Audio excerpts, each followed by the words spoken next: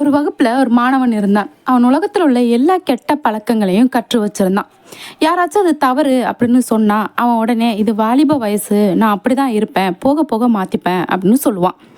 இதை பார்த்து கொண்டு இருந்த டீச்சர் ஒரு நாள், தம்பி இங்கே வா, கொஞ்சம் வேலை இருக்குது உனக்கு தோட்டத்தில்னு அழைச்சிட்டு போனாங்க.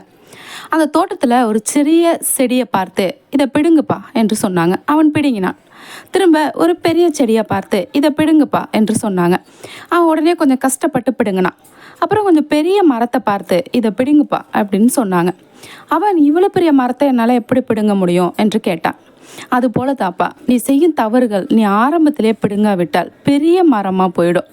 அதை நீ பிடுங்கணும்னு நினச்சா கூட உன்னால் அதை பிடுங்க முடியாது. அதனால் கஷ்டம் உனக்கு தான்னு சொன்னாங்க.